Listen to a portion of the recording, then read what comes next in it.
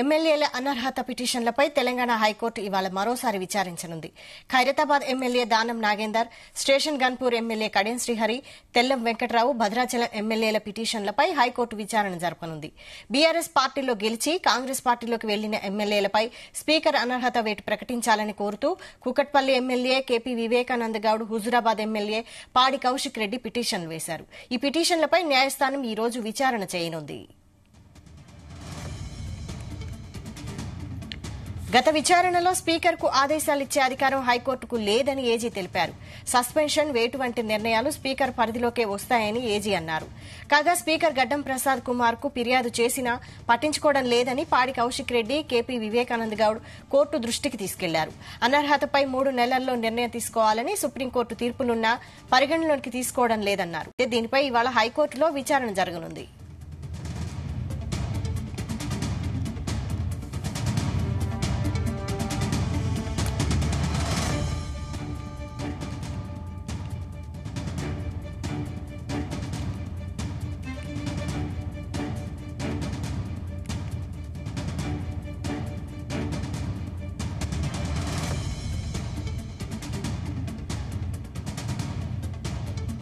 ఎమ్మెల్యేల అనర్హత పిటిషన్లపై తెలంగాణ హైకోర్టు ఇవాళ మరోసారి విచారించనుంది.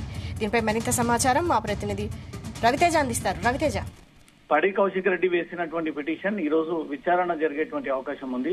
ఈ రోజు విచారణలో కోర్టు ఎలాంటి ఆదేశాలు జారీ చేస్తుందనే దానిపై మాత్రం పిటిషనర్ ఎదురు చూస్తున్నారు. Khairatabad MLA Danam Nagender, station Ghanpur MLA Kadiyam Srihari, Tellam Venkatrao, Bhadrachalam ఎమ్మెల్యేలు ఈ ముగ్గురు బీఆర్ఎస్ పార్టీ బీఫామ్ పొంది బీఆర్ఎస్ పార్టీ తరఫున గెలిచి బీఆర్ఎస్ సభ్యత్వానికి ఎమ్మెల్యే పదవులకు రాజీనామా చేయకుండా కాంగ్రెస్ లో జాయిన్ అయ్యి అదే పదవులు కొనసాగిస్తా ఉన్నారు. రాజ్యాంగబద్ధంగా అలా కొనసాగకూడదు. వాళ్ళు పార్టీని బట్టి ఈ ఓట్లేసి గెలిపించి ఉంటారు. ఇప్పుడు పార్టీ మారిన తర్వాత వాళ్ళ అభిప్రాయాలు మారి ఉంటాయి కాబట్టి వాళ్ళు రాజీనామా చేసి పార్టీ మారితే తప్పు లేదా అనే ఒక విషయాన్ని కూడా గతంలో స్పీకర్ నోటీస్ కి తీసుకురావడము, స్పీకర్ కూడా ఈ విషయంపై పెద్ద స్పందించకపోవడంతో హైకోర్టుని ఆశ్రయించడం జరిగింది పాడి కౌశిక్ రెడ్డి. పాడి కౌశిక్ రెడ్డి వేసినటువంటి పిటిషన్ పై ఈ రోజు విచారణ జరిపి కోర్టు ఈ ముగ్గురు ఎమ్మెల్యేల విషయంలో ఎలాంటి ఆర్డర్స్ పాస్ చేయనుంది అనే దానిపై మాత్రం రాష్ట్ర ప్రజలందరూ, రాజకీయ నాయకులందరూ కూడా ఉత్కంఠంగా ఎదురు చూస్తా ఉన్నారు. వైశాలి రైట్. అయితే తీర్పు ఎలా వచ్చేలా ఉంది అంటే బీఆర్ఎస్ కి అనుకూలంగా వస్తే పరిస్థితి ఏంటి? గతంలోనే ఈ విచారణ సందర్భంగా స్పీకర్ కు ఆదేశాలు ఇచ్చేటువంటి అధికారం హైకోర్టుకు లేదంటూ కూడా అటార్నీ జనరల్ ఈ విషయం కోర్టు కూడా తెలియజేయడం జరిగింది. సస్పెన్షన్, వేటు వంటి నిర్ణయాలు స్పీకర్ పరిధిలోకి వస్తాయంటూ కూడా ఏజీ ఈ విషయానికి కోర్టుకు తెలియజేయడం జరిగింది. స్పీకర్ గడ్డం ప్రసాద్ కుమార్ కు ఫిర్యాదు చేసినా పట్టించుకోవట్లేదు అంటూ కూడా పాడి కౌశిక్ రెడ్డి, కేపీ వివేకానంద మళ్లీ తమ లాయర్ల ద్వారా జడ్జి ముందుకు ఆ విషయాన్ని తెలియజేసే విధంగా న్యాయవాదుల రిప్రజెంటేషన్స్ కూడా కోర్టులో వినిపించడం జరిగింది. అనర్హతపై 3 నెలల్లో నిర్ణయం తీసుకోవాలని సుప్రీంకోర్టు తీర్పులు ఉన్నప్పటికీ అది పరిగణలోకి తీసుకోవట్లేదని, దీనిపైన విచారణ చేపట్టాలంటూ మాత్రం కోర్టు దృష్టికి తీసుకెళ్లడం జరిగింది. గతంలోనే జరిగినటువంటి విచారణ సందర్భంగా ఇది హైకోర్టు పరిధిలోకి రాదని, ఈ ఎమ్మెల్యేల పైన అనర్హతగా ప్రకటించాలంటే అది స్పీకర్ రైట్ అంటూ, అది స్పీకర్ కార్యాలయం నుంచి రావాలంటూ, దీంతో కోర్టు జోక్యం చేసుకోలేరు అంటూ మాత్రం ఆ రోజే ఆ విషయం తెలియజేయడము, మళ్ళీ ఈ రోజు దాన్ని వాయిదా వేయడంతో ఈ రోజు విచారణకు వచ్చినటువంటి సందర్భంగా కోర్టుకి ఆ పరిధి ఉన్నట్టయితే మాత్రం ఈ ముగ్గురు విషయాల్లో చర్యలు తీసుకునేటువంటి అవకాశం ఉంటుంది. లేదా ఈ రోజు ఏజీ వాదనలు విన్న తర్వాత కోర్టు స్పీకర్ నుంచే ఆదేశాలు వెలువడాల్సి ఉంటుంది.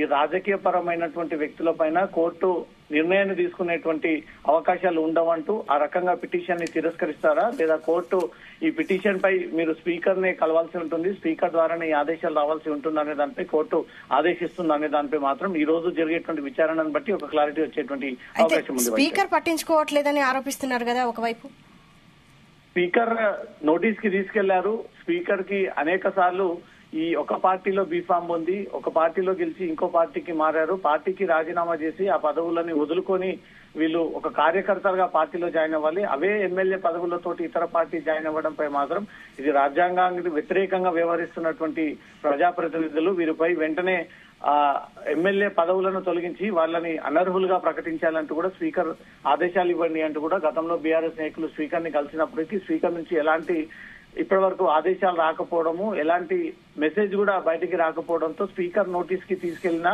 వాళ్ళు చర్యలు తీసుకోవట్లేదు. అందుకే కోర్టుని ఆశ్రయించాల్సి వచ్చింది.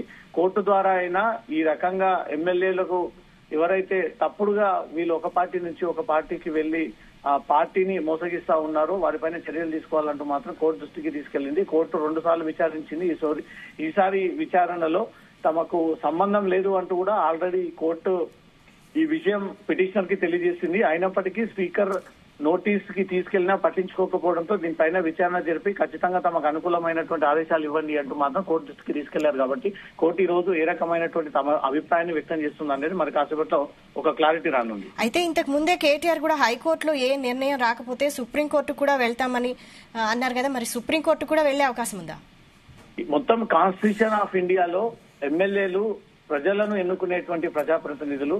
వీళ్ళు ప్రజలు ఎన్నుకున్న తర్వాత పార్టీ మారేటప్పుడు ఇక్కడ చట్టంలో ఆ ప్రజాప్రతినిధులకు ఎలాంటి చట్టం ఉంది, పార్టీ మారితే ఏ రకమైనటువంటి చర్యలు తీసుకోవచ్చు అనే దానిపై కూడా బీఆర్ఎస్ ఆ లీగల్ పాయింట్స్ అన్నిటిని కూడా రేజ్ చేస్తూ స్పీకర్ కి ఇచ్చిన రెస్పాన్స్ లేదు, కోర్టుకు వెళ్లినా కోర్టు నుంచి ఇంకా ఆదేశాలు రాలేదు. కాబట్టి ఇక్కడ హైకోర్టు వీరికి అనుకూలమైనటువంటి ఆర్డర్స్ కానీ ఆదేశాలు ఇవ్వకపోతే మాత్రం గతంలోనే కేటీఆర్ అన్న విధంగానే లీగల్ టీం అంతా కూడా సుప్రీంకోర్టుని ఆశ్రయించి తెలంగాణలో ఉన్నటువంటి ఎమ్మెల్యేలంతా కూడా బీఆర్ఎస్ పార్టీ తరఫున గెలిచి బీఆర్ఎస్ సింబల్ పైన గెలిచి వీళ్ళు పార్టీకి రాజీనామా చేయకుండా ఇతర పార్టీలోకి వెళ్లి ఆ విధంగానే ఆ పదవిలో కొనసాగుతా ఉన్నారంటూ కూడా సుప్రీంకోర్టుని ఆశ్రయిస్తామంటూ కూడా గతంలోనే కేటీఆర్ ఈ విషయాన్ని స్టేట్మెంట్ రూపంలో తెలియజేయడం జరిగింది. ఇప్పుడు ఈ విచారణ సందర్భంగా కోర్టు ఆదేశాలని బట్టి ఒకవేళ ఇన్వాల్వ్మెంట్ ఉంటుంది కోర్టుది అనేది మాత్రం కోర్టు ఏమైనా ఆదేశాలు ఇస్తే ఆ ఇష్యూ ఇక్కడితో ఆగిపోతుంది. లేదా ఇది తమ పరిధిలోకి రాదు, అదంతా కూడా స్పీకర్ సమక్షంలోనే జరగాల్సి ఉంటుంది, స్పీకర్ దీంట్లో ఇన్వాల్వ్ అవ్వాల్సి ఉంటుంది. కోర్టు పరిధిలోకి రాదు అంటే మాత్రం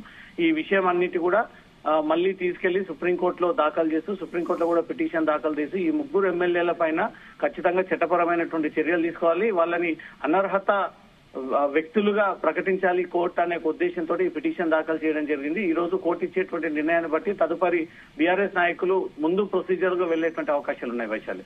రైట్, థ్యాంక్ యూ రవితేజ.